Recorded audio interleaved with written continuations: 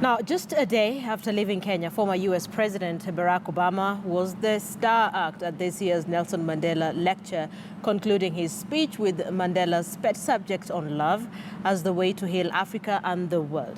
Obama also offered what some of his supporters will see as a not-so-veiled reference to his successor in a speech honoring Nelson Mandela's legacy, defending democratic institutions and a free press, and condemning strongman politics. Elijah Mwangi from Shams Media was covering the event and brings us the following report. At the crack of dawn in Johannesburg, all roads are leading to Wanderers Stadium, the designated venue for the 16th Nelson Mandela annual lecture.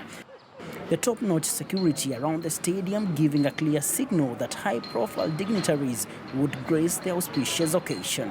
On one side of the stadium, the venue was all set for the keynote speaker, the former President of the United States of America, Barack Obama. On the other side, those who had traveled from far and wide had their expectations. My expectation is what Barack Obama is going to say about leadership in Africa and what Mandela means to that leadership. Expecting a sense of global unity to come from his speech and to essentially highlight key issues that are facing African countries particularly, and how we can go about putting action towards all these empowerment talks and talks about bringing countries together. Then came the moment that everyone was waiting for. Like Madiba, he is a Nobel Peace Laureate. That's point number one.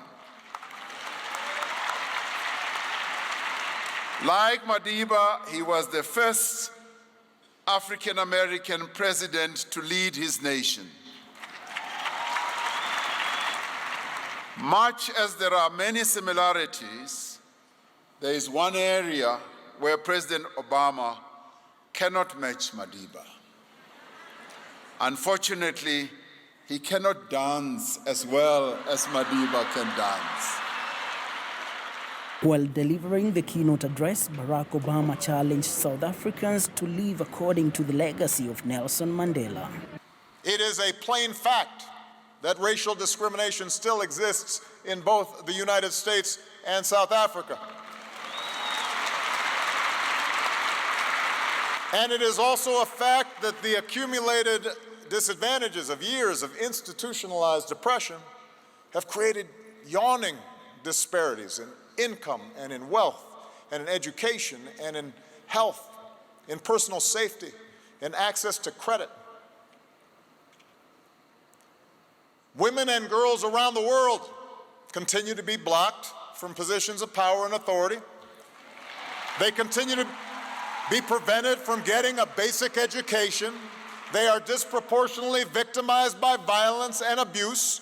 They're still paid less than men for doing the same work. That's still happening.